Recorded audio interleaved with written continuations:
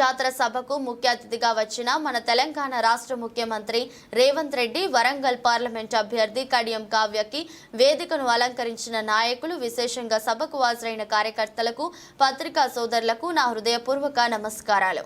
BRS అనేక ప్రలోభాలకు గురిచేసిన Congress party నాయకులు, కార్యకర్తలు కాంగ్రెస్ విజయానికి కష్టపడి పనిచేసి కాంగ్రెస్ పార్టీని విజయ తీరాలకు చేర్చారు. పార్టీ కోసం కష్టపడి పనిచేసిన వాళ్లకు న్యాయం చేస్తాం. వరంగల్లో 60,000 మంది మైనార్టీలు దుర్భర పరిస్థితుల్లో జీవిస్తున్నారు. వారికి నివాస సౌకర్యాన్ని కల్పించేందుకు ఇందిరమ్మ ఇండ్లను కొనసాగించాలని విన్నవిస్తున్నాను. రాహుల్ గాంధీ ఆలోచన ప్రక్రియ యువత పెడదారిన పట్టకుండా ప్రతి ఇంటి నుంచి ఒకరు ఉపాధి, ఉద్యోగ అవకాశాలు పొందేలా కార్యాచరణ అమలు చేయాల్సిన అవసరం ఉంది. సభకు నమస్కారం.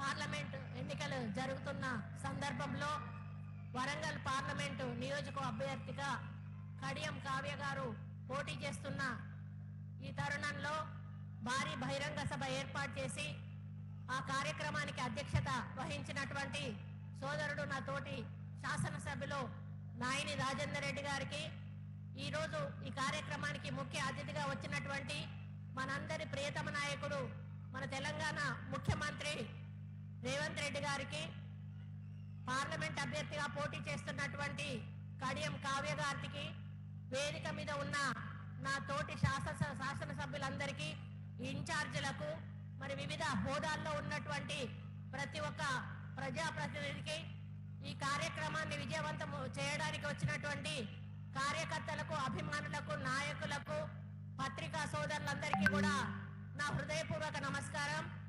సీతక్క చాలా వివరంగా ఈ ఎన్నికల్లో మనం కాంగ్రెస్ పార్టీని ఎందుకు ఎన్నుకోవాలి, బీజేపీ పార్టీని ఎందుకు ఎన్నుకోకూడదు అనేటువంటి మాట చాలా స్పష్టంగా చెప్పడం జరిగింది. ప్రత్యేకంగా మన వరంగల్ జిల్లాకు వచ్చినప్పుడు మనం గత ప్రభుత్వంలో ఎన్ని బాధలు పడ్డాము, ఎన్ని కేసులు పెట్టించుకున్నాము, ఎన్ని దౌర్జన్యాలు చూసామో మనందరికీ కూడా తెలుసు. ఎన్నికల పోలింగ్ రోజు కూడా మన మీద దౌర్జన్యం చేసి, దాడులు చేసి, పోలింగ్ జరగకుండా మనల్ని ఓడించేయడానికి ప్రయత్నం చేసినటువంటి రౌడీలటువంటి నాయకులు ఇక్కడ ఉన్న విషయం మనందరికీ కూడా తెలుసు. రేవంత్ అన్నకు ఒక్కటే చెప్తా ఉన్నా, అన్ని జిల్లాల సంగతి నాకైతే తెలియదన్నా, ఇక్కడ మాత్రం మొత్తంగా టీఆర్ఎస్ వాళ్ళంతా రౌడీలు, గూండాలు ఎక్కడా కూడా లేరు అని చెప్తా ఉన్నాను.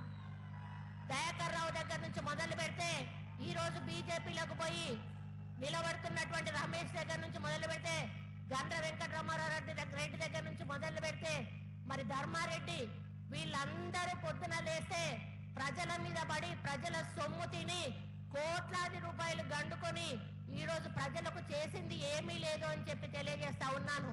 ఒక్కసారి మీరు వరంగల్ లిస్టు తెప్పించుకొని చూస్తే మొత్తం ఇక్కడ ఉన్న క్రషర్లు కానీ, గ్రానైట్లు కానీ మొత్తం ఈ నలుగురు పేరు మీదనే ఉంటాయనే విషయాన్ని కూడా ఈ సందర్భంగా మైనింగ్ విషయం మీకు తెలియజేస్తా ఉన్నాను. అక్రమంగా రైతుల పొలాల్లో వాళ్ళు ఇబ్బందులు పడుతున్నా కూడా వాళ్ళ యొక్క అధికార బలాన్ని ఉపయోగించుకొని